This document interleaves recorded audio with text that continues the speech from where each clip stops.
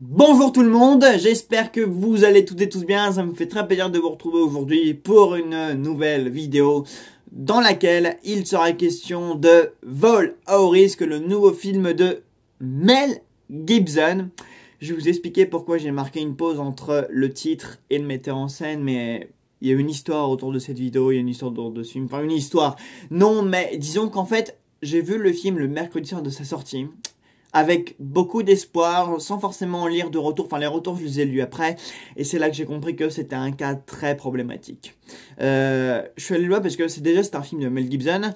Mais j'avais vu que la communication était un petit peu absente. Enfin, que peu de monde semblait être au courant qu'un film de Mel Gibson était sorti en salle. Et je me suis dit, c'est quand même étonnant. Enfin, c'est quand même un auteur hyper intéressant qui a mis en scène, qui a réalisé donc des films très poignants sur l'homme, sur la violence, sur le rapport de l'homme à la violence, etc. Même sur des civilisations alliées. Apocalypto, Tu ne tueras pas. Enfin, pour moi, c'est des films vraiment remarquables. Tu ne tueras pas fait partie de mes films préférés de la précédente décennie. Vraiment, je trouve qu'il a un début de filmographie très fort, enfin même depuis Braveheart, etc. D'ailleurs, j'étais revenu sur Mel Gibson dans une introspective que j'ai sortie il y a un petit moment. Je vous invite à aller la voir. Bon, elle date un petit peu, mais ce que je pense sur le réalisateur et la moralité de ses films et ce qu'il dégage surtout, ce qu'ils disent, et dans la manière dont ils sont réalistes, enfin moi je trouve vraiment que c'est une carrière remarquable. Et de toute façon, Mel Gibson, je l'aime autant en tant que réalisateur que acteur.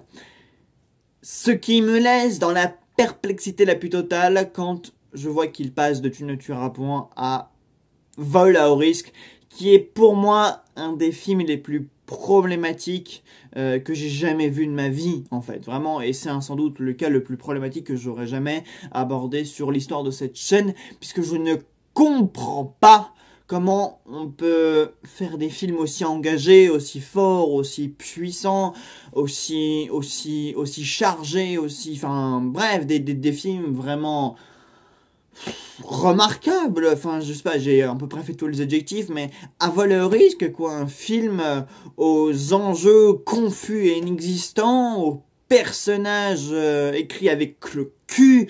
Enfin, en fait, j'ai l'impression que c'est un scénario qui a été écrit à la va-vite, qui n'a demandé aucun effort de réalisation. Enfin, c'est un espèce de huis clos qui part d'un point A à un point B et pendant lequel il se passe des choses diverses. En fait, il se passe rien, mais ce qui se passe, c'est inintéressant, c'est vide, c'est... Enfin, je ne comprends pas. J'avoue que je ne comprends pas comment Mel Gibson en est arrivé à réaliser ce style de film qui coche toutes les cases du flop. C'est un flop, c'est une catastrophe. Vraiment, plus on avance dans le film, et plus je me dis, mais c'est pas possible, mais il n'y a rien qui va. Je veux dire, que ce soit dans l'écriture des personnages, dans la manière dont les acteurs le jouent, pourtant on a quand même Mark Wahlberg et Topher Grace et Michel Dougherty. Je comprends pas. Dans les trois, il y a rien qui va. Dans ce qui se passe, dans les rebondissements, dans la manière dont les choses s'enchaînent, etc. Enfin, c'est un film qui pourtant présente un postulat de base tout simple. Voilà, donc c'est... Enfin, en fait, j'ai même pas réussi à identifier les personnages. Il y a juste un témoin qui est joué par Topher Grace, donc qui est amené par une flic à bord d'un avion. Et à bord de cet avion, il découvre que le pilote est en vérité... Enfin, j'ai même pas trop compris qui était le personnage de Mark Wahlberg, en quoi il était problématique. Enfin, il y a des problèmes dans ce film, il y a des personnages, il y a des enjeux, mais j'ai même pas trop compris comment les aligner, quel était le lien entre ces personnages, quel était le lien entre la problématique générale et le trait. Enfin, ce film, il est confus, il est bordélique, il est mal écrit, il est mal joué, enfin, du début à la fin, il est rongé, il est jonché de problèmes. C'est aberrant. Ça fait longtemps que j'ai pas vu un film aussi mal écrit, aussi mal joué. Et le souci, c'est que si ça avait été un simple film de plateforme directement débarqué sur Netflix, sur Prime Video ou Disney+, tout ce que vous voulez, j'aurais pas relevé puisque je me suis dit, ouais, bon, c'est qu'un film de série B, directement sorti sur la plateforme. Mais non, c'est un film qui a trouvé son cheminement entre les mains de Mel Gibson jusque dans les salles de cinéma. Vous savez que je défends corps et âme les salles de cinéma. Pour moi, le parcours initial d'un film, c'est il est réalisé, il va dans une salle de cinéma, point. Je sais qu'il est monnaie courante de nos jours, et depuis une décennie maintenant, de sortir les films sur des plateformes de streaming. Fincher le fait beaucoup, Scorsese aussi, Spielberg a failli le faire aussi, si je me trompe pas. Enfin, voilà, ils sont très nombreux aujourd'hui. Même Guy Ritchie le fait beaucoup. Enfin bref, il y a tout un tas de metteurs en scène très renommés qui sortent directement leurs films sur des plateformes. Et c'est ce qui fait couler leur carrière d'ailleurs. C'est ce qui fait que plus personne ne s'intéresse ni à Fincher. Bon, Scorsese, on a de la chance avec lui parce qu'il y a des distributeurs français comme la Paramount donc, qui reprennent ses films, comme ça a été le cas avec son dernier, donc Killer of the Flower Moon, qui est de base est produit par Apple TV, mais qui a du coup été distribué par la Paramount dans les salles françaises. Et en plus, le film a eu un joli succès en salle. Mais par exemple, pour The Irishman, uniquement produit sur Netflix, il est sorti dans un nombre très très réduit donc de salles en Belgique. Enfin, d'après ce que j'ai entendu, il y a même des gens très fans donc, de Scorsese qui avaient fait le déplacement même à l'étranger pour pouvoir voir le film en salle, parce que c'est un film d'une telle qualité qu'il fallait le voir en salle, voilà, au niveau d'un point de vue mise en scène, photographique, etc. Enfin, voilà, The Irishman en salle, ça devait être incroyable. Mais malheureusement, pour la plupart d'entre nous, on n'a vu que le film sur Netflix. Mais dans le cas de Vol au risque, pour moi, c'est ni plus ni moins qu'un film de plateforme. Un film vraiment très série B, extrêmement mal écrit, jonché de défauts. Enfin, en fait, plus j'y pense, plus pour moi le film n'a guerre de qualité, vraiment. Enfin, Mark Wahlberg qui cabotine, Topher Grace, on sait pas trop ce qu'il fait là. Enfin, l'héroïne, même Michel Dougherty, pareil, j'ai vraiment du mal. En fait, j'ai du mal à voir comment ces personnages sont liés entre eux. J'ai eu vraiment du mal à cerner les enjeux généraux.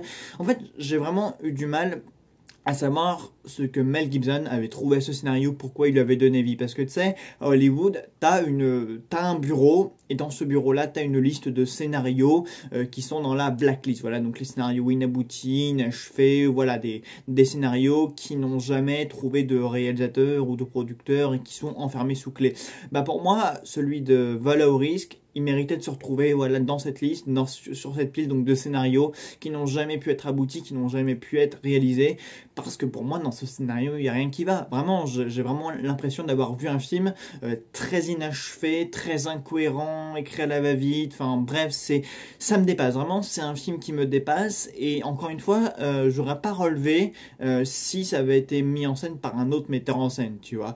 Et ça me permet de vous recommander un film qui je trouve est beaucoup plus solide, donc tient beaucoup plus le coup. Donc c'est un film de Guillaume Collet-Serra, pour le coup présent sur Netflix, donc ça s'appelle Carry One. Je crois que j'écorche un peu le titre en anglais, mais de toute façon je vous mettrai ça au montage. Donc c'est avec Taron Egerton, et on a aussi Jason Bateman, et même si, bon, c'est un film où il y a quand même pas mal de problèmes au niveau donc, du scénario, de la cohérence, de la manière dont les événements et les choses s'enchaînent entre elles, etc. Je trouve qu'au niveau donc, des personnages, de la tension, de l'atmosphère, des enjeux, etc., il y a quand même beaucoup plus de choses qui tiennent la route que dans tout valorise. Bon, je vous renvoie vers Karen parce que c'est un film de plateforme et ça se voit, ça se ressent. Mais pour le coup, j'aurais plus préféré voir en salle ce film Netflix réalisé par Guillaume Collet-Serra, qui est un metteur en scène aussi que j'aime beaucoup parce qu'il a fait donc les très bons non-stop, Instant de survie, etc. Donc j'aime bien son taf en général.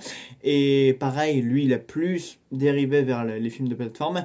Mais pour le coup, je trouve que ce film Netflix-là est beaucoup plus qualitatif et beaucoup plus solide, même si il y a quand même certaines choses qui ne vont pas selon moi. Je trouve qu'il tient beaucoup plus la route que Vol au risque qui... Donc des fois, il y a des films qui se retrouvent en salle et tu ne comprends pas pourquoi, tellement c'est singulièrement nul. Et des fois, tu as des films de plateforme, tu te dis, mais ça on l'a pas vu en salle, mais c'est complètement incohérent. Donc voilà, donc je voulais quand même vous en parler. Voyez Carry One, je trouve que c'est vraiment... C'est pas que c'est bon, mais c'est que c'est pas mal. Et puis contrairement à Valorise, vraiment on passe un bien meilleur moment. Bon, il y a des trucs qui vont pas, et ces trucs qui vont pas, ils sautent quand même aux yeux parce que quand on les voit à l'écran, on se dit waouh, ok, d'accord, enfin, il y a des trucs qui tiltent un peu, mais au niveau déjà des acteurs, on sent qu'ils y croient un peu plus, on sent que le projet est un peu mieux écrit, que les enjeux, bon, il y a des fois tu les cernes un peu près un peu plus, tu les cernes, enfin c'est un peu fouillis, quoi, il y a des trucs qui sont un peu mal écrites, mais ça passe beaucoup moins mal, déjà parce que c'est sur Netflix, et je sais pas, c'est quand même beaucoup plus solide et beaucoup plus sensé, voilà, même si encore une fois il y a des choses qui ne vont pas, mais j'ai préféré voir ce film-là que celui-là, ça c'est clair et net. Donc voilà ce que je peux vous dire sur Vol au risque, donc n'allez pas le voir, hein, normalement, bon, en temps normal, dans mes critiques, vous savez que je vous recommande les films, que je vous incite à aller les voir en salle, à les soutenir, etc. Mais alors, Vol au risque, mais je ne soutiens pas ce film. C'est une catastrophe, purement et simplement. Donc voilà, j'espère que la vidéo vous aura intéressé un tant soit peu, que vous serez amusé à la regarder, qu'elle vous aura plu, qu'elle vous aura permis de passer le temps ou je ne sais trop quoi d'autre.